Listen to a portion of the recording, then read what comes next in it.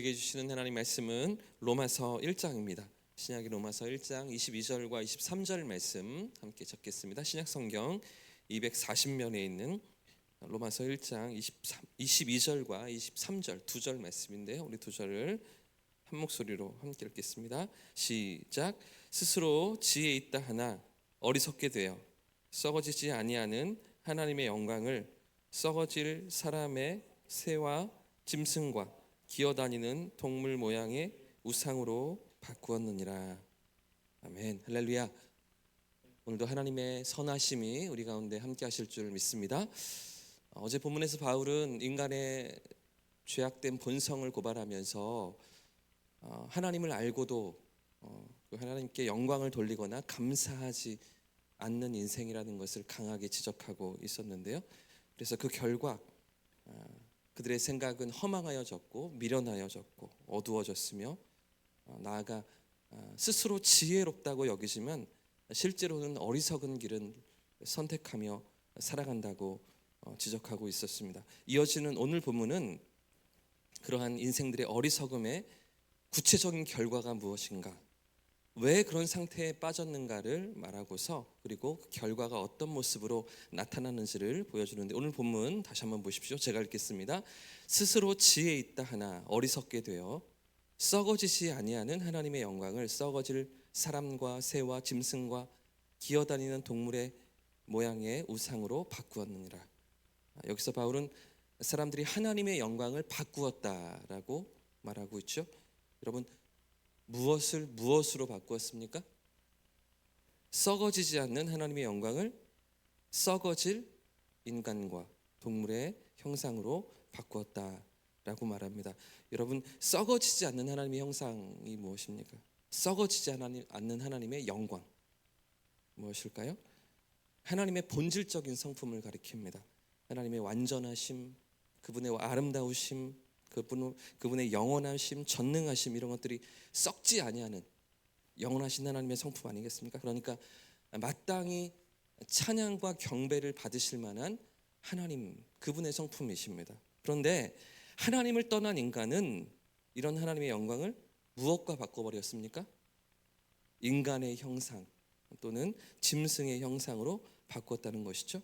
하나님께 돌려야 하는 그 경배와 영광을 피조물에게 돌리며 피조물을 우상으로 섬겼다는 것입니다. 그래서 2000년 전 초대교회 당시에 바울이 이 서신을 쓰고 있던 고린도 상황이나 또는 이 서신을 받게 되는 로마 교회 성도들의 상황이나 어떤 곳이나 상관없이 이 그리스 헬라 문화가 지배하던 당시에 이런 우상 숭배가 곳곳에 만연했었습니다. 수많은 신전을 짓고 인간의 모습이나 동물의 형상으로 만든 우상을 경배하면서 마치 그것이 살아있는 신인 것처럼 그 앞에 엎드리고 경배하고 그러지 않았습니까? 심지어 우리가 사도행전에서 살펴보았던 것처럼 아테네 같은 곳에서는 신상이 몇 개나 서 있었다고요? 그 아테네 도시에만 3만 개의 신상이 세워져 있었습니다. 당시에 아테네 인구가 약 40만 정도라고 추정되어지는데, 그러니까 거의 뭐 10명당 하나씩 큼지막한 신상을 가지고 있을 정도로 우상이 가득한 그런 도시가 아테네 아니었습니까? 그 정도로 우상에 깊이 빠져 있고 그것을 통해서 복을 빌며 문제를, 삶의 어려움을 해결할 수 있으리라고 인생들이 생각하며 살아갔던 것인데요. 제가 요즘 점심마다 산에 오른다고 말씀을 드렸었죠. 점심을 먹자마자 곧바로 운동화를 신고 나섭니다. 그리고 1시간 정도 산에 오르는데요. 약 3주 정도 이렇게 다니니까요. 그래도 조금씩 체력이 붙고 또 처음보다 숨이 더 늦게 차는 것 같습니다. 발걸음도 조금씩 빨라지고, 그러면서 하루에 한 8,000보 정도 제가 요즘 걷고 있는데, 이번 주 매일 나갔습니다. 어제도 그제도 월요일도 나가면서 계속해서, 그러면서 약간의 제가 루틴이 생기는 것 같은데, 이제 교회 아래로 내려가서 이제 그 만촌 이동 주민센터를 지납니다. 그리고 모명제로 지나서, 그리고 이제 산을 오르기 시작해서 제봉, 형제봉이잖아요. 그래서 제봉에 먼저 오르고 형봉까지 가기는 아직은 제가 체력이 안 돼서 제봉에서 잠깐 쉬고요. 그리고서 이제 산을 내려오면 그 산의길로 쭉 내려올 때에 이제 그 지나오는 길에 대구 구치소가 나오고 그리고 명복공원이 나오면서 그 사이길로 제가 걸어 나오게 됩니다. 자, 그런데 그렇게 산을 내려오면 제가 마주치는 풍경이 하나가 있는데요. 뭔지 아십니까? 작은 연못이 이렇게 하나가 있고요. 그리고 그 오른쪽에 작은 절이 하나가 있습니다. 등대사라고 되어 있는 줄 알았는데 자세히 보니까 한문을 보니까 동대사더라고요. 동대사라는 절이 하나가 있는데 그 절 옆에 넓은 잔디밭이 하나가 있고 뭐 처음에 뭐 이렇게 구조물들이 있나 보다 생각이 들었었는데 지나면서 다시 보니까 12개 이렇게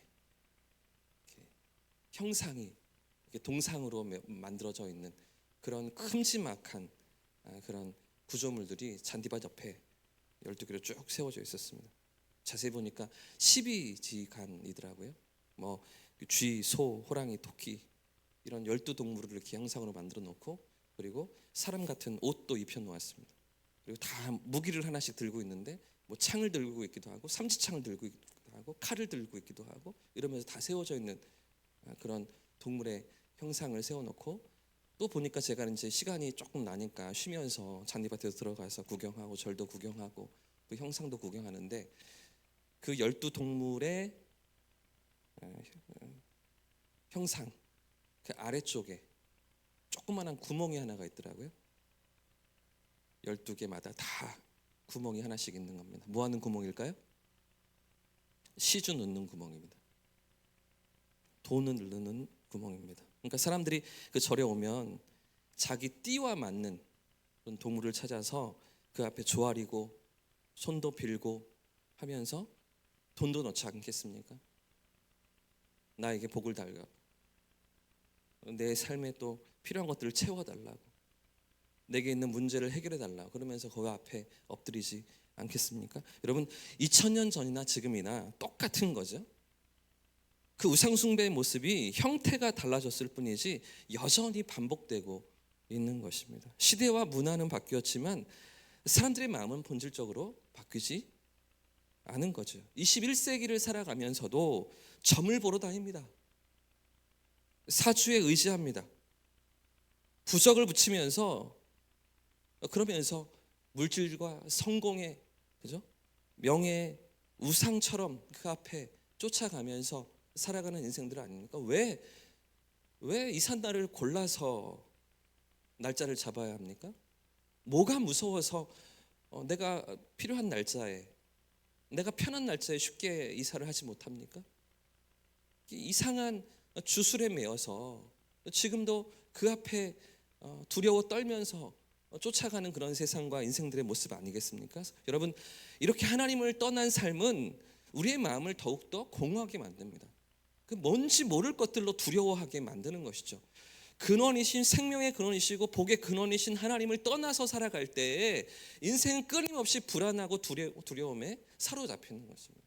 하나님이 주시는 복과 그 은혜를 맛보지 못하기 때문에 다시 하나님께로 돌아가야 되는데 그분께 돌아갈 수가 없어서 그 길을 찾을 수가 없어서 다른 것들에 매여 거기에서 뭔가 대체제를 삼고 그것으로 인하여서 내 삶을 해결해 보려고 하는 그런 인생들 아니겠습니까?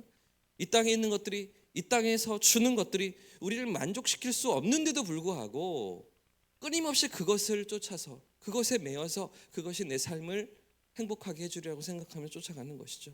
여러분 그렇게 점을 보러 다니면서 많은 돈을 씁니다. 그렇죠? 그러면서 출세나 성공을 약속받는 것 같지만 정말로 그 약속이 이루어집니까? 100만 원, 200만 원, 뭐 1000만 원짜리 구슬하면 그러면 내 삶이 정말 성공으로 내가 원하는 삶으로 펼쳐집니까? 원하는 결과를 얻을 수가 있습니까? 점괘가 안 맞습니다. 그대로 되지 않습니다. 그런데도 다 이유가 있잖아요. 뒤에 또 다른 이유들을 갖다 붙입니다. 점쟁이가 시키는 대로 하지 않아서이기 때문이라고 더 많은 돈을 요구하고 더 깊이 빠지는데도 불구하고 거기서 헤어나지 못합니다. 그러면 더 용한 점쟁이를 찾아가고 더 실력 있는 점쟁이를 찾아가서 무당을 찾아가서 그래서 다시 그 앞에 엎드리는 이런 미련한 짓들을 하며 살아가는 세상 아니겠습니까? 여러분 저와 여러분의 삶이 누구의 손에 있습니까? 이 세상이 누구의 손에 달려 있습니까? 창조주이신 하나님이십니다. 오늘도 살아계신 하나님이십니다. 그런데도 불구하고 그분 앞에 엎드릴 생각은 하지 못하고 그분을 싫어하고 그분을 거부하면서 적당히 내 삶을 이만큼만 희생하면서 더 많은 것들을 얻고 더 많은 것들을 누리길 원하면서 세상의 것들을 쫓아가는 것이죠. 그 하나님 앞에 나아가는 것을 거절하기 때문입니다.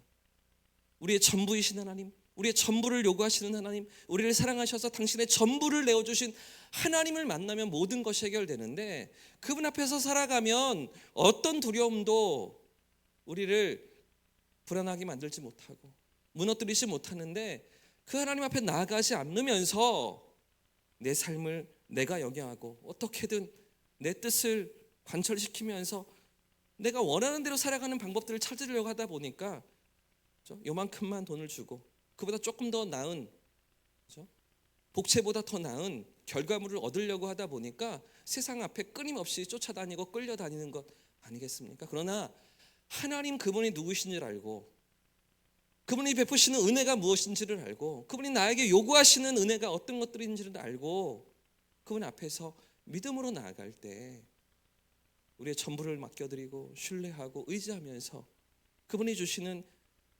평안과 행복을 맛볼 수가 있는데, 여러분, 그런데도 왜 세상은 하나님을 거부합니까? 왜 하나님의 영광을 세상에 썩어질 것들과 바꾸어 버립니까? 인간의 죄성 때문입니다. 우리의 교만함 때문입니다. 하나님께서 인간을 창조하실 때 하나님의 형상을 따라 지으시면서 그분의 영광을 비추며 살도록 우리를 지으셨습니다. 그분의 영광을 우리가 먼저 경험하고 그것을 세상 가운데 비추면서 살아가는 그런 반사체로 우리를 만드셨습니다. 그런데 인간은 죄악 가운데 타락하며 하나님 자리를 차지하려고 했던 거죠. 이것을 먹고 네가 하나님처럼 될 수 있어, 네가 하나님처럼 선악을 분별할 수 있어, 그런 유혹에 빠지면서 하나님 자리를 차지하려고 했던 것 아닙니까? 내가 내 인생의 주인 되어서, 내가 이 세상의 주인 되어서 내 마음대로 살고자 하는 욕망에 사로잡히고 말았던 것입니다. 그래서 하나님 자리에 내 욕망을 올려놓고 마치 그것이 영원한 만족을 줄 수 있는 것처럼 그렇게 세상을 살아가는 것인데요. 하지만 여러분, 이 모든 것들은, 이 모든 헛된 것들은 결국 무너진다는 것을 기억하시기 바랍니다. 눈에 보이는 것들, 손에 잡히는 것들, 이 땅의 모든 것들은 다 한계가 있고 썩어 없어진다는 것을 여러분 기억하시기 바랍니다. 세상의 것들이 우리에게 만족을 주지 못합니다. 세상의 어떤 것도 우리에게 기쁨을 주지 못합니다. 잠시 행복을 주는 것 같아 보이도 금세 사라지고 마는 거죠. 금세 물거품처럼 사라지고 마는 것입니다. 그렇기 때문에 오늘 이 말씀 앞에서 우리가 해야 할 것이 무엇입니까? 오늘 이 말씀이 주고 있는 교훈이 무엇입니까? 먼저 우리의 믿음을 돌아보아야 합니다. 우리의 마음을 돌아보아야 합니다. 혹시 우리는 썩어 없어질 우상들을 붙잡고 있지는 않는가? 세상에 사라질 것들에 우리의 마음을 쏟고 있지는 않는가? 그것이 우리의 삶에 영원한 만족을 주지 않는데도 불구하고 거기에 우리의 마음을 쏟고 시간을 쏟으며 하나님께 드려야 할 영광과 예배를 빼앗고 있지는 않는가 돌아보아야 하는 것이죠. 많은 사람들에게 있어서 물질이 이런 우상이 되어 있습니다. 성공이 우상이 되어 있습니다. 쾌락이 우상이 되어 있습니다. 자식이 우상이 되어, 나 자신이 우상이 되어 살아갑니다. 내 만족을 채우고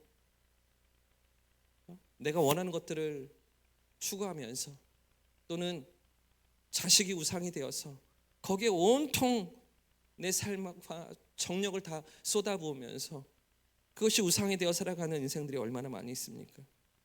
썩어 없어질 것들에 소망을 두고 그것이 우리의 삶에 만족을 줄 것이라고 착각하며 살아가는 그런 인생들, 그런 가운데 우리도 어느새 나도 모르게 그런 마음들이 우리 마음을 엄습하고 우리의 마음을 차지하고 우리 가운데 자리를 확보하면서 그렇게 살아가고 있지는 않으십니까? 우리의 마음을 정직하게 살펴보고 점검해 봐야 하는 것이죠.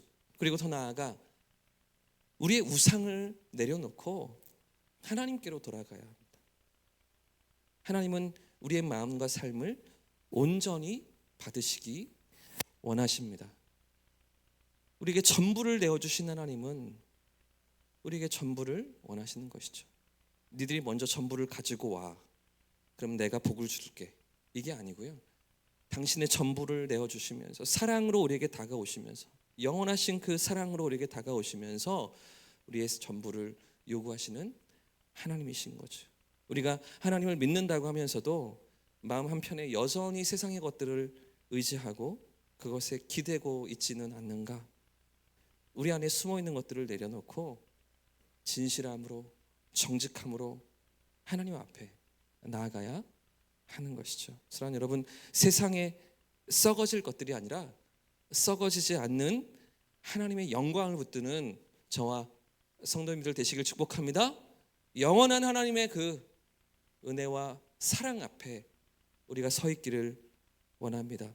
오늘도 이 하루를 살아가면서 우리의 마음과 생각이 하나님께로만 초점이 맞추어져 있어서 그 하나님께 우리의 삶을 맡겨드리며 그 하나님의 선하심과 인자하심을 따라서 이끄심을 따라 살아가는 저와 여러분 되시기를 예수님의 이름으로 축복합니다. 함께 찬송